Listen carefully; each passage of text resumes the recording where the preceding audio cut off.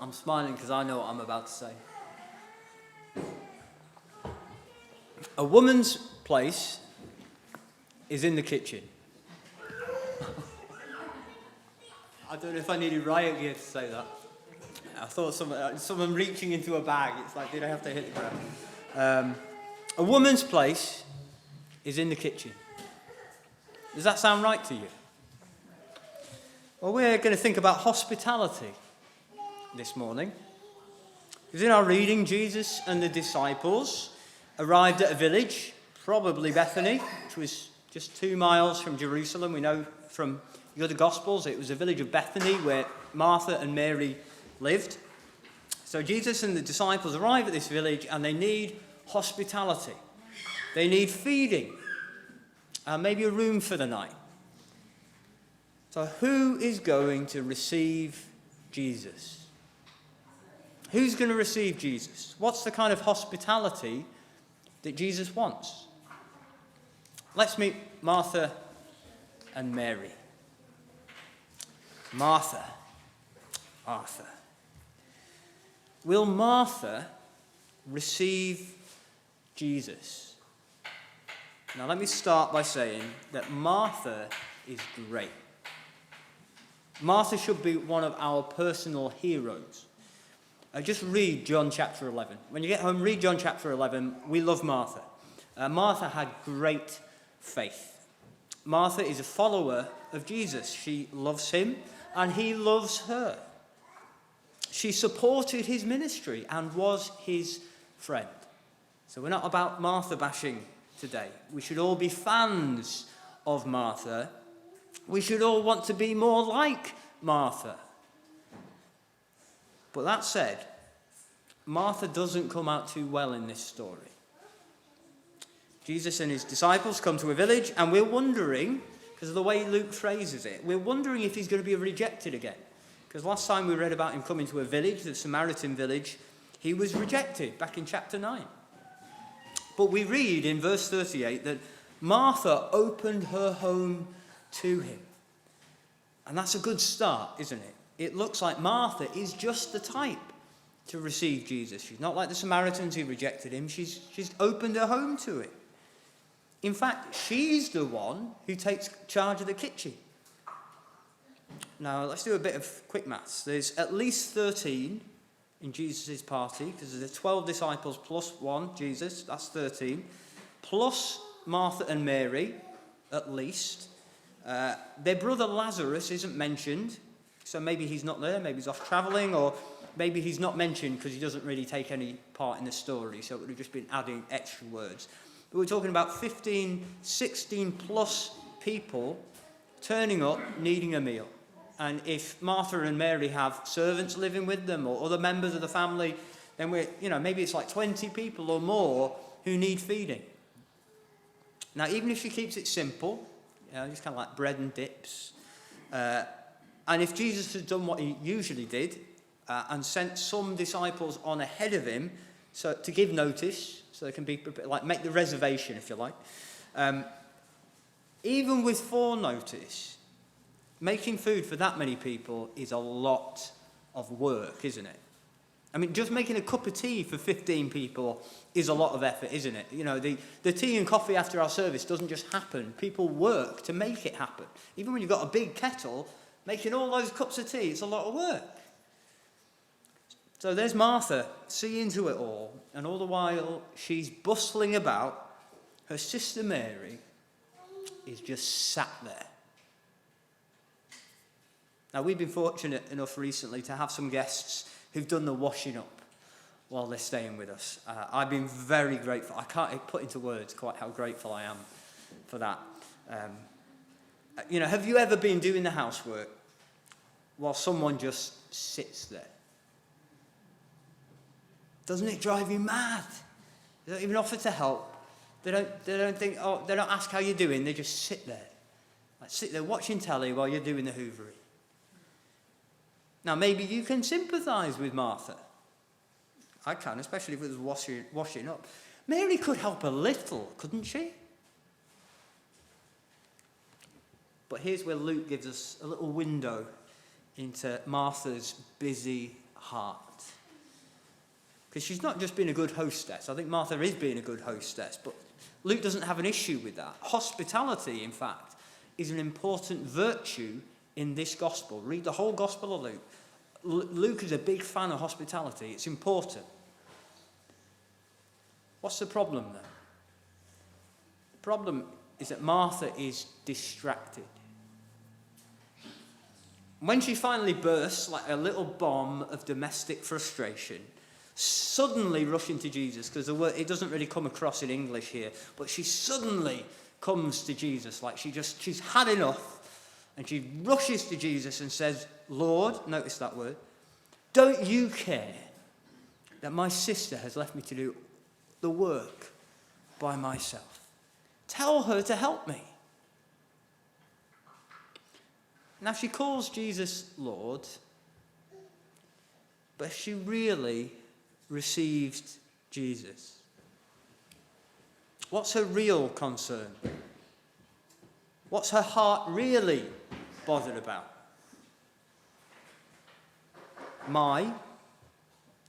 Me, myself, me. She's a lot more taken up and worried about herself than she is about the Lord. In her very desire to serve Jesus, she's avoiding him. And she's making clear what her heart is focused on in that moment. She seemed to receive Jesus. She seemed to open up to Jesus. But there's something in the way. There's a barrier, isn't there? Are you like Martha? I guess we all have seasons like that, don't we? Are you busy? Are you distracted and worried? Are you so taken up with all the things that need doing that you're not enjoying Jesus? In your spiritual life, you're so busy with Bible reading and prayer and all the things you want to do for Jesus that you're not just spending time with him. You're not actually stopping to hear his voice. Is all this perhaps a sign that you're not really concerned about receiving Jesus? You're more concerned with yourself. Do you call him Lord, but you're the one who's in charge? There's nothing wrong, is there, with wanting to serve Jesus and other people. Far from it. But in the middle of that, when our hearts get worried and upset about many things, we risk missing out on what's most important. And we risk our hearts turning inward and getting stuck in ourselves. When we do that, we're not receiving Jesus, we're pushing him away, holding him at arm's length. It's like discipleship according to what we want. Well, Jesus dealt gently with Martha. Someone once pointed out, I think in a lecture I was listening to, try saying Martha, Martha angrily. Martha, Martha. It's Martha, Martha. He dealt gently with Martha. She was his friend and he loved her. And she learned this lesson. Will we? Now let's look at Mary. Will Mary receive Jesus? Now, here's a little disambiguation quote, okay? We like our Wikipedia disambiguations, don't we? There's quite a few Marys in the gospel, and it can be difficult to tell them all apart. We've got Jesus' mother, Mary. We've got Mary Magdalene, who was from a village called Magdalene. We think that's why she's called Mary Magdalene. This is Mary, who's Martha and Lazarus' sister. So it's a different Mary. Mary of Bethany, we call her. So this is Mary number 3, I guess. So thinking about hospitality, how is Mary going to do?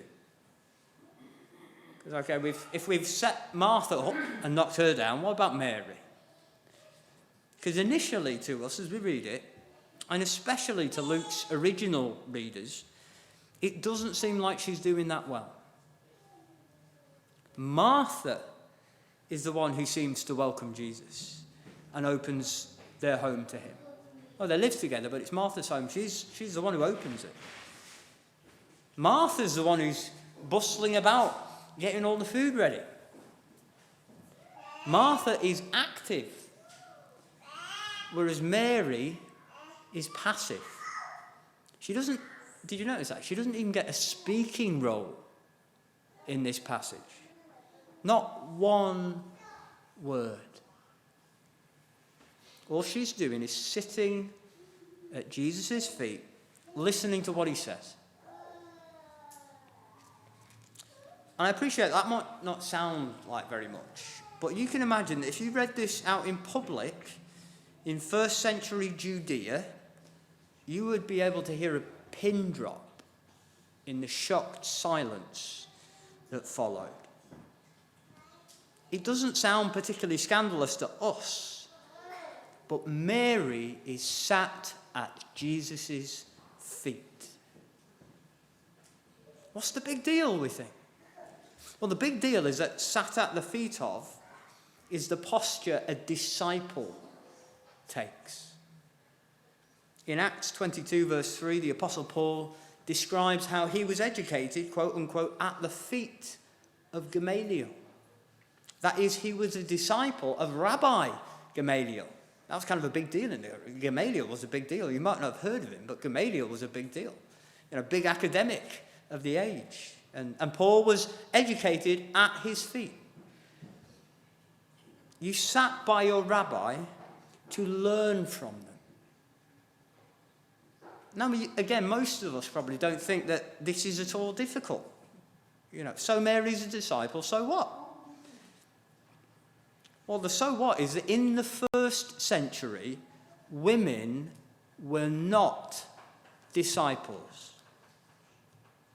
In the first century, women were never disciples. Outside of the law, they needed to understand to live faithfully as Jewish people and maintain their household, keeping all the purity laws. Jewish women weren't taught Torah. They didn't really know it that well. A woman's place was in the kitchen. They had separate seating in the synagogue. In many synagogues, that's still the case. In fact, Jewish men used to pray, I think in some parts of Judaism they still do, they prayed a blessing thanking God for not making them a Gentile, a woman, or a slave. It's a blessing. Thank you, Lord, that you've not made me a Gentile, a woman, or a slave. Because that would be terrible if I were any of those things. In short, rabbis didn't take women disciples. Full stop. But apparently Jesus didn't get that memo. Because he receives Mary as a disciple. And when Martha tries to get Jesus to tell her to resume her place in the kitchen, Jesus gently rebukes Martha, doesn't he? And he says that Mary has chosen something better, and it will not be taken away from her. Now, to add another level of scandal to all this, because I think up to this point, most of us still don't have a problem with Mary being a disciple. Because that's just another word for Christian, isn't it? A follower of Jesus. But let me tell you this. Disciples were expected to pass on their rabbi's teaching. Now, a core, an essential part of what it means to be a disciple in rabbinic Judaism, and therefore early Christianity, was the passing on of the rabbi's teaching. So when Mary sits at Jesus to receive his words, it's not only so that she will benefit, but so that she will be able to pass on this teaching to others. Rabbis taught disciples so that disciples could teach others. Discipleship is a teaching role. Mary receives Jesus But the reception Jesus wants is not to take from us, but to give to us, so that we can pass on blessing to others. Jesus wants us to listen to his words, to hear and do his teaching. So a woman's place is sat at the feet of Jesus with all the other disciples. She's to hear Jesus' words and go out, teach them to others, and make more disciples. Well, are you like Mary? Are you willing to let important tasks, and they are important tasks, aren't they? Are you willing to let them take second place to what is better? A woman's place is not in the kitchen. That's not what this is about. There's nothing wrong with traditional gender roles. But discipleship is a better thing. It is a greater, a higher priority on all of us. What is the welcome, the hospitality that Jesus wants? Well, what does Jesus want us to do? Like the expert of the law asks in verse 25, what must I do to inherit eternal life? The welcome Jesus wants is hearts that are open to him, ears that will listen, disciples who will sit at his feet and learn his way, even when that way goes against the stream of the culture or traditions that we swim in. Are we distracted? Are we worried and upset about many things? Few things are needed, or indeed only one. Mary chose what is better. What will you choose today? Let's sing our next hymn, 813, O sweetest love, O love